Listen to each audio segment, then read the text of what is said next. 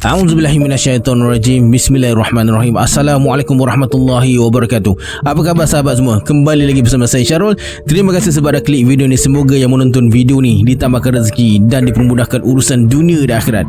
Hari ini saya akan share satu lagi kisah daripada Abang Eddie Arjuna bertajuk Quarters Part 1. Nak tahu apa kisahnya? Tonton video ni sampai habis. Kisah ni diambil dari ebook kompilasi kisah seram karya Eddie Arjuna. Bagi yang berminat nak dapatkan ebook ni, boleh tekan link yang saya pin dekat komen nanti. Sebahagian hasil jualan ebook ni Abang Eddie gunakan untuk beli barang dapur bagi disumbangkan kepada fakir miskin.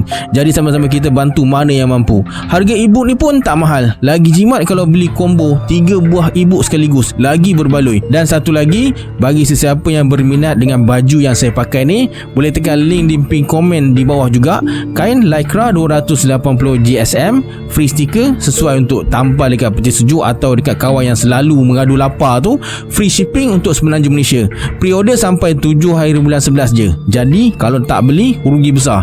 Jom order sekarang. Baju yang buat korang nampak macam model catwalk ni. Jangan lupa subscribe, like dan komen dalam video ni supaya channel ini lebih berkembang lagi. Dan saya akan lebih bersemangat untuk buat konten-konten yang menarik pada masa akan datang. Untuk sahabat yang dah subscribe, terima kasih banyak-banyak. Saya hargai sokongan daripada sahabat semua. Kalau ada yang nak join grup Telegram saya, link ada dekat bawah. Macam biasa, sebelum kita mulakan, jom kita baca selawat dulu. Sallallahu Rabbuna ala nuril mubin Ahmad al-Mustafa Sayyidil Mursalin. Sallallahu Rabbuna ala nuril mubin Ahmad al-Mustafa Sayyidil Mursalin. Sallallahu Rabbuna ala nuril mubin Ahmad al-Mustafa Sayyidil Mursalin. Tanpa buang masa lagi, jom let's jump tu. Rabak seram.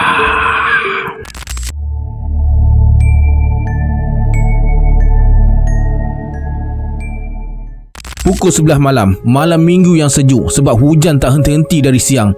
Eddie dah 8 kali menguap, 3 kali betul-betul, 5 kali pura-pura. Tapi Pak Ayah ni buat tak faham je. Dari pukul 9 tadi, dia tak habis-habis bercerita. Biasalah, lama tak jumpa kan, dah 7 tahun. Macam-macam dia nak kongsi dengan Eddie. Eddie layan je lah selagi tuan kedai tak halau mereka balik. Pak Ayah ni kawan lama Eddie, sama-sama berjuang dalam dunia fotografi.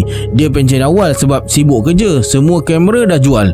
Dulu masa Eddie mula-mula berjinak dengan fotografi, dialah yang selalu ikut Eddie ke mana-mana usung kamera. Sekarang Pak Ayah ulang balik cerita lama-lama tu. Kau ngantuk ke Eddie? Kalau ngantuk, jom balik, tanya Pak Ayah. Akhirnya Pak Ayah perasan setelah Eddie menguap kali yang ke-9. Ya, memanglah Eddie mengantuk, tapi tak gamak lah nak beritahu dia. Jom, esok aku kena awal ni, nak hantar anak pergi sekolah, jawab Eddie sambil keluarkan duit dari poket. Niat nak belanja lah dia makan. Tak payah Eddie, aku settle dah tadi, kata Pak Ayah. Alhamdulillah, rezeki. Mereka jalan ke tempat letak kereta. Kereta Pak Ayah pun dia park sebelah kereta Eddie je. Setelah bersalaman dan berjanji akan jumpa lagi, masing-masing masuk dalam kereta. Tapi belum sempat Eddie start enjin, Pak Ayah panggil Eddie dari tingkap kereta yang terbuka. "Di, aku ada benda nak tanya kau ni tapi aku segan." "Ha, apa dia?" Eddie toleh ke arah Pak Ayah. "Kau percaya hantu tak?" Weh, lain macam punya soalan. Macam tak ada soalan lain pula. Dah lah tanya tengah malam buta ni. "Aku percaya jin dan syaitan tu ada je, dan aku beriman dengan perkara-perkara gaib." "Kenapa?" jawab Eddie. Lepas tu Pak Ayah matikan enjin kereta. Kemudian dia toleh pandang Eddie dengan muka tersengih-sengih macam kerang separuh masak. Seram pula Eddie tengok muka dia dalam gelap macam tu. "Dia ni dah kenapa ni? Rumah aku ada hantu ni," jawab Pak Ayah sambil tersenyum-senyum je. Ini pertama kali Eddie jumpa seorang manusia yang boleh tersenyum girang bila rumah dia ada hantu. "Kau biar betul, hantu apa? Pocong, kongkom, tek?" "Ish, tu semua hantu klise sangat dah. Ni lain, aku tak tahu jenis apa, tapi aku tahu dia ada," jawab Pak Ayah. Kali ni Eddie pula matikan enjin. Dari mengantuk terus jadi segar bugar. Dari nak balik, terus Eddie keluar bersandar dekat belakang kereta dengan Pak Ayah. Pak Ayah cucuk sebatang rokok yang Eddie percaya itu rokok seludup. Bukan seludup dari kedai, tapi seludup dari pengetahuan bini dia. Pak Ayah ni muka je garang, tapi bini tak takut dengan dia. Mana kau tahu rumah kau ada hantu? Soal Eddie. Mulakan topik angker mereka di tengah parking yang tak berapa banyak kereta tu. Langit masih merembeskan titik-titik hujan renyai. Sebab aku pernah nampak ni. Bukan sekali tapi banyak kali. Anak bini aku pun pernah nampak. Nasib baik aku banyak cover line. Tak nak bagi diorang menggelabah, kata Pak Ayah sambil hembus asap rokok ke ruang udara yang gelap. Bertambah lagi pencemaran di muka bumi ni. Apa yang kau nampak? Okey, kau tahulah aku ni macam mana kan. Susah nak percaya benda-benda tahyul ni. Orang duk cerita hal mistik, aku bangkang kuat. Bagi aku tu semua tipu je. Saja diorang nak buat teruk. Banyak tengok movie seram lah tu, banyak tengok DVD. Tapi bila kena sendiri, baru aku tahu macam mana rasa. Kalau boleh, nak pindah je dari rumah tu. Tapi banyak benda nak kena fikir. So far aku bertahan lagi lah selagi dia tak mudarat anak-anak aku. Oh, bukan kau duduk quarters ke? Yelah, cerita quarters aku lah ni. Oh, okey. Berapa lama kau duduk situ? 3 tahun dah sejak pindah ke sana. Quarters tu kosong je sebelum ni. Dah lama orang tak duduk. Kalau ada pun, diorang duduk sekejap je. Lepas tu belah. Tak tahan. Tu yang jiran-jiran aku cerita. Tapi aku tak peduli pun sebab aku tak percaya benda-benda ni. Cerita dongeng je. Buat apa nak habis duit sewa dekat luar, kan? Mula duduk dulu okey lah. Lepas 3 bulan dia buat hal. Jadi macam mana soal Eddie? Bagi laluan untuk Pak Ayah terus bercerita. Mana tahu kisah Pak Ayah ni menarik untuk ditulis. Kata Pak Ayah, quarters tu 4 tingkat. Pak Ayah dapat unit paling atas sekali. Cantik, berangin. Siang malam berangin. Tak payah pasang aircon pun dah sejuk. Memang ngam sangat. Anak bini pun suka. Dekat situ pun banyak kemudahan. Jiran-jiran pun okey. 3 bulan pertama tu memang bahagialah mereka dengan anak 2 orang tu. Macam baru menikah. Tapi satu malam tu Eddie diam dan bagi 100% tumpuan pada Pak Ayah.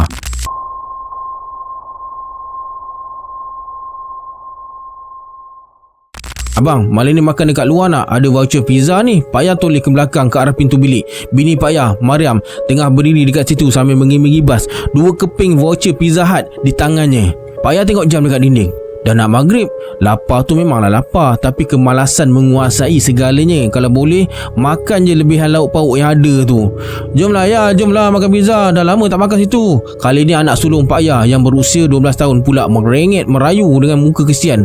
Tak ada benda lain ke dekat rumah ni? Tanya Pak Ayah dengan mata masih melekat dekat kaca TV.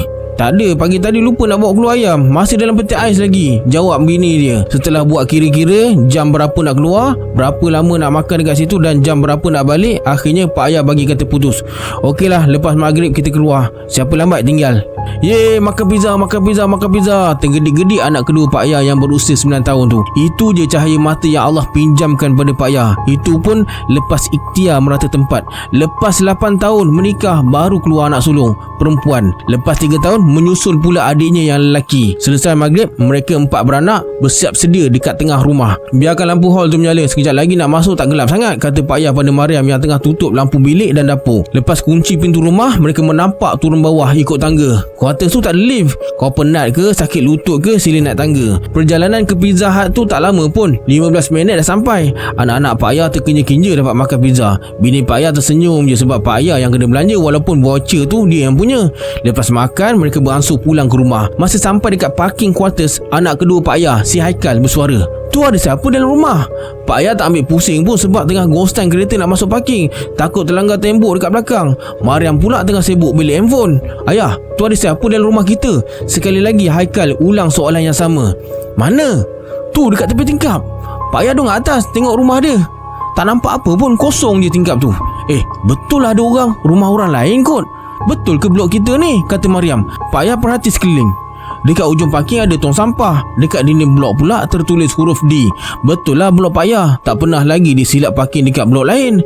Dekat sini pun bukannya banyak blok pun, ada 4 je. Kereta pun tak banyak. Sekali lagi Pak Ayah dongak atas pandang rumah dia. Memang tak nampak apa yang anak bini dia nampak tadi. "Dia dah masuk dalam tadi, pencuri kot. Telefon polis ayah," kata Ariana, anak sulung Pak Ayah pula. Korang ni silap pandang kot. Yang korang nampak tu rumah Pakcik Razi dekat sebelah," jawab Pak Ayah endah tak endah je. Masa mula-mula duduk sini dulu, Pak Ayah pun pernah jadi macam ni. Masa sampai dekat parking kereta, nampak lampu rumah terpasang. Rupanya tu tingkap jiran rumah sebelah. "Jomlah naik, nak solat, nak tidur ni. Esok nak bangun awal," kata Pak Ayah. Lalu keluar dari kereta. Mariam diam tak kata apa. Tapi anak-anak Pak Ayah happy macam biasa sebab dapat makan pizza. Mereka naik tangga beriringan sampai depan pintu rumah. Sebaik pintu dibuka, keadaan dalam rumah gelap gelita. Kan dah kata tadi, biar je lampu tu menyala, taklah gelap sangat. Pak Ayah bersungut sebab bini dia tak dengar cakap. Memang biar pun tadi. Kan Yana? Umi biar lampu ni terbuka kan? Mana dia tutup pun Umi dengan Yana yang last keluar tadi. Korang ni banyak berangan. Kalau buka takkan gelap. Siapa yang nak tutup? Walaupun begitu, Pak Ayah masih berhati-hati. Dia buka lampu dan terus menuju ke dapur dan semua bilik tidur. Mana tahu betul-betul ada penyamun dalam rumah ke. Setelah dipastikan semuanya selamat, baru Pak Ayah panggil anak bini dia masuk. Selang 2 hari lepas malam makan pizza tu, Pak Ayah kerja macam biasa. Bini pun kerja, anak-anak pergi sekolah. Pukul 9 pagi, Pak Ayah kena keluar dari office untuk site visit. Habis buat kerja di lapangan, dia singgah rumah dulu, hantar lauk pauk untuk anak-anak. Nanti bila mereka balik sekolah, tak galut dah. Makan tengah hari dah siap sedia. Biasanya bini dia dah masak siap malam semalam, tapi semalam bini dia sibuk apa entah tak sempat masak. Pak Ayah lah yang kena beli lauk. Suasana dekat kuartus agak sunyi waktu pagi hari bekerja. Masing-masing keluar bertugas. Anak-anak di kejiranan tu pun pakat pergi sekolah. Pak Ayah naik tangga tingkat 4 dengan tercungap-cungap.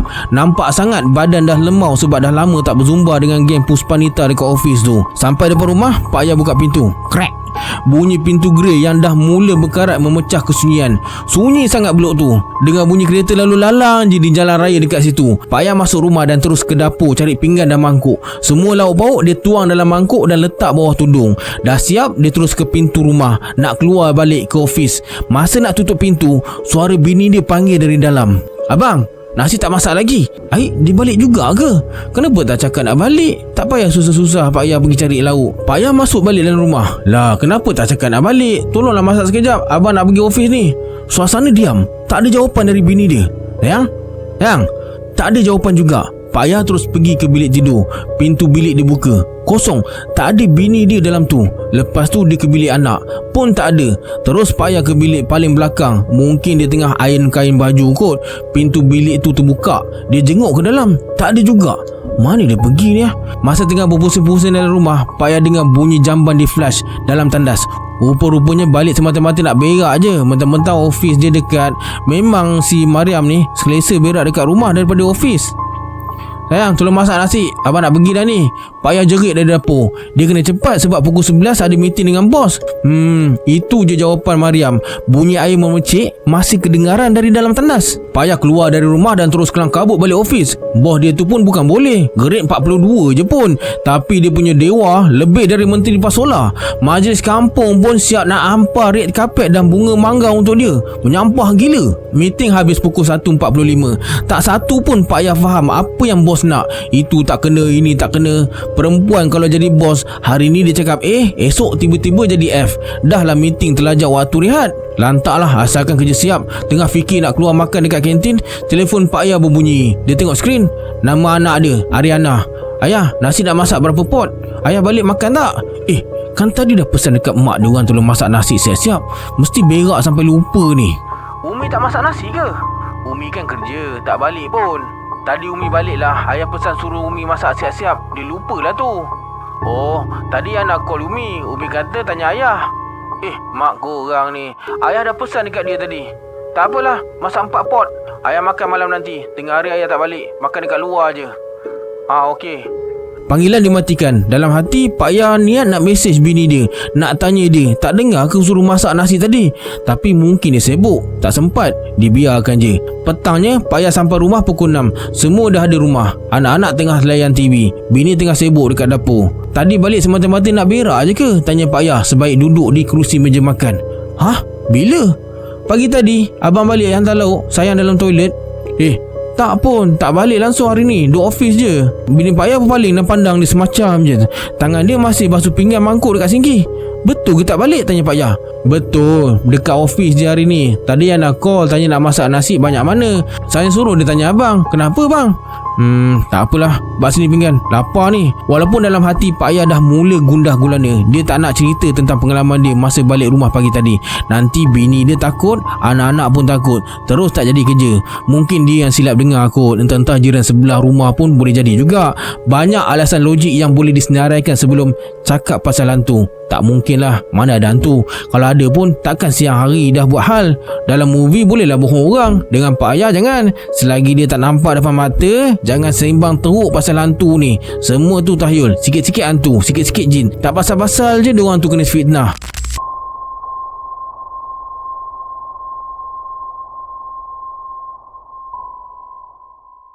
Peluh Pak Ayah keluar sampai basah baju hingga ke stokin. Puas main badminton malam ni. Walaupun lutut ada sikit terkedon sebab lama tak main, tapi Pak Ayah berjaya kalahkan tim perempuan 3 straight set.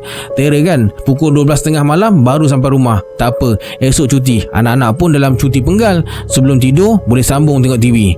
Setelah kereta diletak elok-elok dekat spot kegemaran bawah pokok pinang, Pak Ayah melangkah menuju ke anak tangga. Goyang lutut dia sampai kena berpaut pada dinding. Sebulan sekali baru nak bersukan. Sementara nak sampai tingkat 4 tu, kalau boleh nak rehat dulu dekat rumah jiran tingkat 2 ni. Setelah daki tangga yang rasa macam daki Bukit Tokun tu, akhirnya Pak Ayah sampai ke tingkat 4 dengan nafas termengah-mengah. Dia serik kaki perlahan-lahan sampai depan rumah. Masa tengah korek kunci dalam poch bag, Pak Ayah perasan ada bunyi dari dapur jiran sebelah, rumah Abang Razi. Dapur rumah dekat quarters tu menghadap koridor. Setiap kali lalu, boleh bau apa jiran masak hari ni dan nampak apa yang diorang buat dekat dapur tu. Dekat luar dapur ada balkoni kecil untuk ampaian baju. Pak Ayah nampak Kak Raudah, bini Abang Razi, tengah sidai baju dekat balkoni tu. Tengah malam sidai baju. Hai Kak, lewat basuh baju malam ni? Buatnya hujan nanti basah semua. Pak Ayah tegur dengan senyuman. Kak Raudah berhenti sidai dan pandang Pak Ayah dengan mata tajam di sebalik baju yang tergantung. Nampak mata je. Hidung dan mulut terselindung di balik baju. Kak Raudah tak menjawab pun. Dia terus pandang Pak Ayah macam Pak Ayah dah buat salah besar. Macam tengah segodeng di mandi pula. Kak tak tidur lagi ke? Pak Ayah tegur lagi dengan niat nak beramah mesra je, bukan nak ngurat. Kak Raudah terus pandang macam Pak Ayah dah buat dosa besar. Nasiblah, siapa suruh tak pakai tudung dekat luar rumah. Rambut dia pun macam Kak Limah bini kuda tu. Sumpah tak ada nafsu langsung. Yang peliknya, selalu Kak Raudah sidai baju pagi-pagi dan sentiasa pakai tudung. Tak pernah Pak Ayah nampak Kak Raudah tak tutup aurat. Lagi pelik bila pandangan dia tu lain macam. Pandang tajam muka Pak Ayah sampai Pak Ayah masuk rumah. Tengah meroyan ke apa ni? Lantaklah dia. Mungkin mood tengah tak best. Abang Razi tidur awal agaknya. Dah selesai mandi dan solat isyak, Pak Ayah masuk dapur nak cari benda makan. Lepas bertungkus lumus nak menang dengan tim perempuan tadi, perut jadi lapar. Nak singgah kedai pun dah lewat. Pak Ayah buat keputusan nak makan apa yang ada dekat rumah aje. Pak Ayah buka peti ais, capai sekotak susu segar dan tuang dalam mangkuk berisi Coco Crunch anak dia. Sambil suap biji rin tu, Pak Ayah berdiri dekat kabinet dapur depan tingkap yang tak ada tutup rapat sepenuhnya. Masa itulah Pak Ayah terkejut bila terpandang dekat luar ke arah koridor. Dia nampak Kak Raudah tengah berdiri dekat koridor pandang keluar quarters. Kak Raudah berdiri tegak pakai baju kelawar warna pink, nampak dari pinggang ke atas je. Cara dia renung keluar tu membuatkan Pak Ayah rasa seram. Tak pernah Pak Ayah rasa macam ni sebelum ni. Kenapa lain sangat ni? Apa kena dengan Kak Raudah? Apa yang dibuat dekat situ tengah malam buta ni? Bukan tadi dia tengah sidai baju ke? Dan yang paling penting, betul ke itu Kak Raudah? Pelbagai soalan mula menerjah di fikiran. Sebelum Kak Raudah perasan yang Pak Ayah tengah skoding dia, baik tutup tingkap tu cepat.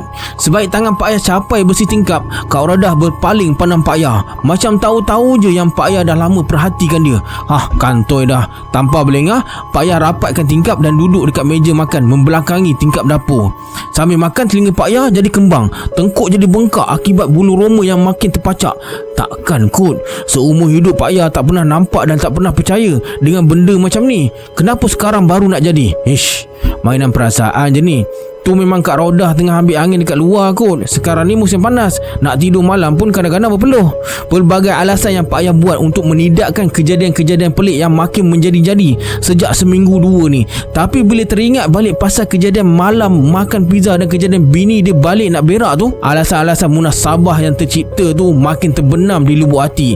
Memang wujud ke gangguan hantu setan ni? Memang boleh nampak diorang ke? Kalau ya, apa yang aku kena buat ni? Benda ni memang kita boleh nampak ke di? Diorang kata apa? Hijab. Ini satu soalan yang susah Eddie nak explain. Kalau nak berhujah pasal ni sampai raya tahun depan pun tak habis. Cuma Eddie boleh beritahu Pak Ayah secara ringkas tentang kebolehan manusia yang boleh nampak hantu setan ni. Ya, hijab. Tapi tak bermakna itu satu anugerah. Orang yang dibuka hijab boleh nampak benda-benda gaib ni biasanya para nabi, wali dan orang-orang soleh. Level-level kita ni bukan anugerah dah tu. Itu satu penyakit. Jin setan dah main mata kita. Jangan kata mata, telinga, hidung, akal semua dah kena game. Kita rasa hebat konon boleh nampak benda gaib, tapi kita silap. Tuhan dah sebut dalam Al-A'raf ayat 27 yang diorang boleh nampak kita tapi kita tak boleh nampak diorang. Kalau ada yang boleh nampak, maksudnya dia dah menyelinap masuk dalam mata kita. Dia saja nak tunjuk dengan izin Allah juga. Kalau saja-saja kita cari, memang tak ada lah. Dan bila kita boleh nampak pun, itu bukan rupa dia yang asal. Setan ni dah berupa jadi benda lain. Sebab tu hantu dekat Malaysia ni lain. lain, hantu dekat Jerman tu lain. Dia timbul dalam bentuk apa yang kita sangka, apa yang kita dimomokkan dari kecil. Faham tak? Pak Ayah terangguk-angguk sambil garu kepala. Sah, dia susah nak faham. Lantaklah, itu tak penting. Cerita dia lagi penting. Jadi apa lagi? Anak bini kau kena macam mana? Tanya Eddie. Sebelum Pak Ayah kena, bini dia dah kena dulu. Dia cerita dekat Pak Ayah, tapi Pak Ayah buat dono je. Ada satu hari tu Pak Ayah balik lambat main badminton. Umi, ayah balik lambat lagi ke? Tanya Haikal yang tengah bergolek-golek atas silam. Kakaknya Ariana dah masuk bilik dan tutup lampu. Dah nak tidur lah tu. Ayah kau kalau main badminton tak kira dah. Esok kerja ke, cuti ke, selagi tak tengah malam, dia tak reti nak balik. Jawab Mariam sambil gosok kain baju. Sesekali Mariam tengok jam dinding. Dah pukul 12 tengah malam. Biasanya waktu macam ni, Pak Ayah dah habis melibas bola tangkis, tengah siap sedia nak balik je. Mariam pun dah biasa dengan rutin macam tu. Dari laki dia menggapu entah ke mana, lagi baik pergi main badminton. Cuma Mariam tak tahu yang laki dia pergi main badminton dengan geng perempuan. Akal, pergi tidur dulu. Kejap lagi mak tidur. Nak habiskan ayam baju ni, kata Mariam sambil tangan masih ligat gosok baju batik yang nak dipakai esok. Haikal diam, tak menyaut pun. Bila Mariam pandang tilam, Haikal dah pejam mata. Dah tidur rupanya. Anak lelaki yang seorang tu memang tidur dalam bilik mak ayah dia. Sejak pindah quarters ni, dia belum berani tidur seorang dalam bilik sendiri. Jadi Mariam akan hamparkan Toto dekat bawah dan suruh Haikal tidur dekat situ. Ting! Mariam jeling telefon bimbit yang terletak elok atas sofa ruang tamu. Ada mesej masuk. Sejak tadi asyik ada mesej WhatsApp masuk, tapi Mariam malah nak tengok handphone. Biasanya mesej-mesej tu dari grup membawang dekat office atau grup community quarters. Nantilah tengok. Kalau dah mula belik telefon, terus tak jadi nak buat kerja. Dah siap gosok baju, Mariam pergi ke dapur nak masak nasi untuk buat nasi goreng esok. Masa Mariam tengah basuh beras, pintu rumah diketuk. Mariam bergegas ke depan. Suami dia, Pak Ayah, dah balik. Sebelum buka pintu, dia tanya dulu, "Abang ke tu?" "Ya," jawab Pak Ayah dari luar. Tombol pintu dipulas. Pak Ayah tengah berdiri keletihan dekat luar rumah. Lambat je balik abang, esok kan kerja." Nak mandi sekejap." Pak Ayah melangkah masuk rumah dan terus ke bilik. Tak lama kemudian, bunyi air mencurah dari bilik mandi kedengaran. Mariam sambung kerja-kerja dekat dapur. Bawang dan cabai dia potong siap-siap dan letak dalam peti ais. Esok pagi tak kalut dah. Ting! Sekali lagi telefon Mariam berbunyi. Bila semua kerja rumah dah selesai, baru dia capai benda alah tu. Satu persatu mesej WhatsApp dia periksa. Ada masa Mariam tersenyum baca mesej-mesej dari grup office. Diorang kalau bab mengata dekat bos memang cekap. Mariam tak masuk campur sebab dia ni kaki kipas bos. Mariam scroll lagi mesej yang bawah sampai dia nampak mesej dari suami dia, Pak Ayah. "Abang nak singgah beli capati. Esok pagi panaskan je buat breakfast. Tak payah masak nasi goreng." Orang dah masak pun. Tak apa, nasi tu memang dimasak sekali untuk lunch esok. Tak ada hal. Mariam bangun pergi ke dapur nak ambil capati yang dia beli suaminya untuk disimpan dalam peti ais. Tapi meja makan tu kosong.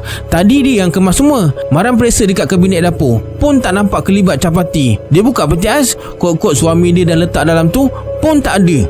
"Abang, capati tadi letak dekat mana?" Panggilannya tak disaut. Bunyi air mencurah dah berhenti. "Abang, mana capati tu? Nak simpan kuah dulu, takut basi." Tak ada jawapan dari suami dia, Pak Ayah. Mariam berjalan menuju ke bilik. Keadaan dalam bilik masih cerah. Sejak tadi dia tak tutup lampu pun. Tapi suami dia tak ada dalam tu. Mariam buka pintu bilik air. Kosong. Mana laki aku ni? Dia berpusing ke bilik Ariana. Bila pintu dibuka, nampak anak perempuannya terlentang atas katil. Lepas tu dia pergi ke bilik belakang, bilik yang sepatutnya jadi bilik Haikal. Kadang-kadang Pak Ayah suka solat dalam tu. Pintu bilik dibuka dan keadaan dalam bilik sama-sama dari cahaya luar. Kipas pun tak terpasang. Mariam nampak Pak Ayah tengah berdiri tegak atas sejadah. Kan dah agak dah laki dia ada situ. Mariam tekan suis kipas, tapi suis lampu dibiarkan tertutup. Bilik tu taklah gelap sangat pun. Mariam duduk balik dekat sofa menghadap ke pintu bilik belakang tu. Dia sambung main telefon balik. WhatsApp, Facebook, YouTube, semua dia tekan. Sambil tu matanya sesekali jeling ke dalam bilik. Suaminya masih tegak berdiri atas sejadah. "Lama betul laki aku ni semayang. Solat tasbih ke apa? Aku dah mengantuk ni," kata Mariam dalam hati. Mata dah makin layu, tahan mengantuk. Jam dah hampir pukul 1 pagi. Masa tengah tekan-tekan skrin handphone, masuk satu panggilan yang tak disangka-sangka. Masa telefon tu berdering, 2-3 kali Mariam terfikir nak jawab ke tak. Mata dia terpahat ke skrin sambil jeling ke arah suaminya dalam bilik. Sampai bunyi deringan tu berhenti, Mariam masih terkaku dengan telefon tergenggam di tangan. Sekali lagi telefon tu berbunyi. Kring. Peluh bercerau di dahi Mariam. Tangannya bergetar. Namun Mariam bertekad nak tekan butang terima panggilan. Perlahan telefonnya didekatkan ke telinga. "Sayang, budak-budak dah tidur ke? abang baru sampai ni. Suara Pak Ayah terdengar di corong telefon. Lidah Mariam jadi kelu. Nak jawab ke tak ni? Perasaan berkecamuk. Dari hujung anak mata, suaminya yang tadi berdiri dalam bilik sekarang dah berada di muka pintu, seolah-olah tengah pandang dia yang terkaku atas sofa. Mariam nak pandang ke arah bilik yang sama-sama tu, tapi perasaan seram mula menguasai diri hingga membuatkan matanya terpejam. Mariam tak tahu mana satu suaminya yang betul. Yam, hello, Yam, dengar tak? Tolong buka pintu ni, tadi abang lupa bawa kunci rumah. Mariam beranikan diri jawab panggilan tu dalam sendu dan tersesak. Abang dekat mana ni? Ni baru sampai dekat parking. Nak naik dah. Ya Allah, cepat sikit bang. Kenapa? Abang naik cepat, saya takut ni. Air mata Mariam mula mengalir. Esaknya semakin kuat. Bibir Mariam bergetar, kepala dia berpusing, tengkuk dan lengannya terasa makin berat. Kenapa? Ada apa? Kejap abang naik. Pak Ayah dah terfikir macam-macam. Isteri dia dalam kecemasan. Yang paling risau kalau ada sesuatu jadi dekat anak-anak dia. Tanpa berlengah, dia lari naik ke tingkat 4 dengan tenaga yang luar biasa. Lutut dia dah tak rasa sakit macam selalu. Mariam masih terkaku atas sofa. Tiba-tiba jelmaan suaminya berdehem halus, seolah-olah minta Mariam pandang dia yang tengah berdiri dekat muka pintu tu. Tubuh Mariam bergetar macam nak pingsan. Jantung dah berdegup kencang. Mariam dah tak tahu nak buat apa dah. Suaminya tu pun bukan Arnab. Sekali lompat je dah lepas 2 anak tangga. Sementara nak sampai atas tu, jelmaan Pak Ayah tu mungkin sempat masak Maggi dulu. Kaki Mariam terasa lembik. Dia tak mampu berdiri nak buka pintu rumah. Akhirnya kata-kata ni terkeluar dari mulut Mariam. Janganlah kacau aku. Laki aku dah nak balik dah tu. Dum dum dum dum dum dum. Yam, buka pintu ni, abang dah sampai. Mariam bingkas bangun tanpa pandang kiri dan kanan. Dengan sisa tenaga yang ada, dia berlari ke pintu dan buka kunci sepantas kilat. Terpampang wajah Pak Ayah dekat depan mata dia. Kenapa? Tanya Pak Ayah. Mariam terus menangis. Itu je yang mampu dia jawab. Dia terus rangkul tangan suaminya dan tarik masuk dalam. Waktu tu baru dia berani tengok ke arah pintu bilik. Tak ada sesiapa pun dekat situ. Kenapa ni? Mana anak-anak? Yang menangis ni kenapa? Soal Pak Ayah. Sebelah tangan pegang beg raket badminton dan sebelah lagi pegang bungkusan capati. Rumah kita ni berhantu lah bang. Tadi ada yang berupa macam abang. Dia ketuk pintu. Saya buka. Dia siap masuk mandi lagi, kata Mariam. Esaknya makin perlahan, walaupun rasa takut masih ada dalam diri. Ish, merepek lah. Mana ada hantu boleh ketuk pintu. Siap pergi mandi bagai. Awak ni banyak tengok Astro. Tu yang terpengaruh. Demi Allah bang, buat apa saya nak menipu? Memang dia masuk tadi. Abang tak kata pun awak menipu, tapi perasaan awak je tu. Letih, stres. Tu yang fikir bukan-bukan. Esok ambil cuti lah, duduk rehat dekat rumah.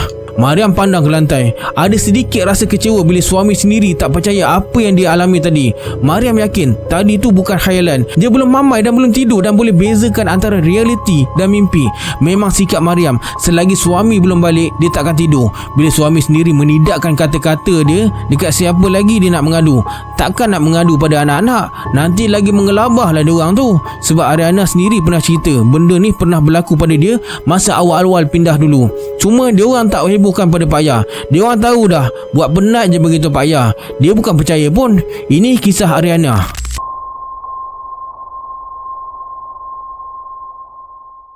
Panggilan manjanya Yana, baru darjah 6, antara pelajar favourite dekat sekolah. Tiap-tiap penggal mesti skor. Tak nombor 1 pun mesti top 3. Orangnya dah matang, tinggi macam ayahnya dan manis macam ibunya. Waktu dekat sekolah dia pulun betul-betul. Nanti balik rumah dia tidur sampai ke senja. Hari cuti Yana jarang keluar rumah macam budak-budak lain. Dia lebih banyak menyendiri dalam bilik dan belik buku serta homework yang melimpah-limpah. Maklumlah tahun ni UPSR. Kadang-kadang ibu dan ayah dia nak keluar ke mana-mana pun dia tak nak ikut. Nak siapkan kerja sekolah katanya. Itulah yang berlaku di suatu pagi minggu. Ibu dengan ayah dia nak pergi shopping. Dia pilih duduk diam dekat rumah. Adik dia nak ikut pun ikutlah. Dia duduk seorang je. Tenang, tak ada gangguan dari Haikal yang suka cari pasal tu. Betul tak nak ikut ni? Dia kerja sekolah matematik ni. Banyaklah. Alah, balik nanti buatlah. Kita pergi kejap je. Lepas lunch kita balik. Yana garu dagunya yang mulus. Nak ikut ke nak duduk rumah? Kalau ikut dapat makan sedap-sedap. Ibu mesti belanja shopping. Tapi duduk rumah pun best. Boleh siapkan homework. Lepas tu layan drama Korea dekat YouTube. Lepas fikir sekejap, dia bagi kata putus. Tak nak lah, Yana nak rehat je hari ni. Nak habiskan kerja sekolah. Okey, nak pesan apa-apa tak? Umi makan dekat mana? Tak tahu lagi. Ayah kata nak pergi chicken rice. Kalau tak nak, makan je kuih tiaw tu dulu. Nanti Umi bawa balik apa-apa. Yang nak makan je lah. Okey. Tapi kalau dapat zinger burger pun sedap. Mariam tengok wajah suci anak dara suntinya tu. Yana memang jenis tak meminta, tapi dia tahu apa yang anak dia suka. Okey, nanti Umi tapau. Thank you Umi, balas Yana dengan senyuman. Dia memang dah lama teringin nak makan burger KFC tu, tapi jarang minta dibelikan makanan cepat gemuk tu. Dia tahu burger tu mahal, bukan boleh makan selalu. Pukul 10 pagi, Yana berdiri dekat tingkap bilik, tengok kereta ayahnya bergerak keluar dari parking. Rasa rugi pun ada. Dia boleh je siapkan kerja sekolah petang ni, tapi kadang-kadang dia nak juga bersendirian dekat rumah. Boleh layan Astro puas-puas, boleh tidur kalau dah tak tahu nak buat apa. Lepas kereta ayahnya hilang dari pandangan, Yana menyembamkan diri atas katil. Buku teks dan buku kerja berselerak atas meja study. Rasa malas mula timbul. Matanya masih mengantuk sebab semalam tidur lewat nak siapkan kerja sekolah dia tu. Tadi kemain sangat nak sambung buat homework. Sekarang ni dia capai handphone dan pasang The Running Man. Sedar tak sedar, matanya makin terpejam. Selang beberapa ketika, matanya terbuntang semula. Terdengar bunyi riuh rendah dekat luar bilik. Kakak, kakak! Terdengar suara Haikal panggil dia dengan kuat. Yana diamkan diri, malas nak layan. Kemudian datang bunyi bising dekat dapur. Ketang ketung. Bunyi senduk berlaga dengan kuali. Suara ibunya pun kedengaran. Yana? Oh Yana. Dengan mata yang berat, Yana jawab panggilan ibunya. Ya Umi. Bangun, meh tolong Umi ni. Okey Umi. Yana bangun, duduk dekat birai katil dan sapu muka dia yang kusam tu. Dalam hati dia membimbel juga. Tadi cakap nak makan dekat luar, nak belikan burger, ni kenapa nak masak pula? Tapi Yana ni jenis anak yang taat, tak banyak songeh. Dia tak reti nak komplain. Kalau ibu dia tak belikan apa-apa pun, dia telan je apa yang ibu dia masak. Terus dia bangun, pergi ke pintu bilik. Pintu bilik dibuka, tapi ruang tamu rumah kosong. Tak ada adik dia Haikal yang tadi bising-bising. Bayang ayah dia pun tak ada. Dia jalan pergi ke dapur, pun kosong. Dapur bersih, tak ada kuali atas stov. Ini kan pula kelibat ibunya. Sah, dia hanya bermimpi. Aduh, mimpi di siang hari terbantuk tidur aku. Yana berjalan semula ke bilik dan duduk di meja study yang berselerak dengan kerja sekolah tu.